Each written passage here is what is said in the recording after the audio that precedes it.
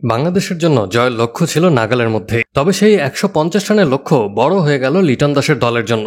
ছোট লক্ষ্য তাড়া করতে নেমে 20 ওভার শেষে 135 রানে থেমেছে লিটন দাসের দল।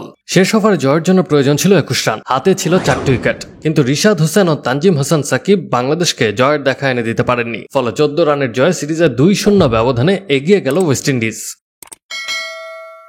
বুধবার চট্টগ্রামের বীরশ্রেষ্ঠ ফ্লাইট লেফটেন্যান্ট মতিউর রহমান স্টেডিয়ামের টস হেরে বোলিংয়ে নেমে দ্বিতীয় ওভারে উইকেট তুলে নেয় বাংলাদেশ। দ্বিতীয় উইকেটে জুটি করে ঝড়ো ব্যাটিং করে ওয়েস্ট ইন্ডিজ। 11তম ওভারে 100 রান ছাড়িয়ে যায় তারা।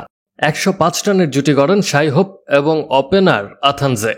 ওয়েস্ট ইন্ডিজের হয়ে ওপেনার আথানজে 30 বলে 5টি 4 ও 3 ছক্কায় 50 রান করে সাজঘরে ফেরেন। শাই হোপ 36 বলে 55 রান করে আউট হন। তিনি 3টি করে 4 ও ছক্কা মারেন। পরে ব্যাটসম্যানরা সুবিধা করতে পারেননি।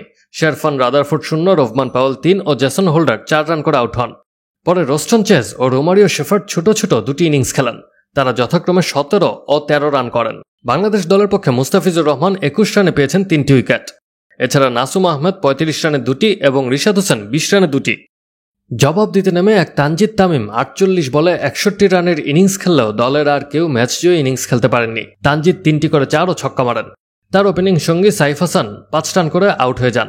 লিটন দাস বেশ আগ্রাসী ব্যাটিং করলেও 17 বলে 4টি 4-এর শটে 23 রান করে আউট হন। বাংলাদেশ হেরেছে মূলত মিডল অর্ডারে তাওহিদ হৃদয় ও জাকের আলীর ধীর গতির ব্যাটিংয়ে। হৃদয় 14 বলে 12 রান করে আউট হন। মিডলে একের পর এক ডট খেলেন জাকের। স্লগে শট খেলতে ব্যর্থ হয়ে 18 বলে 17 রান করে আউট হন তিনি।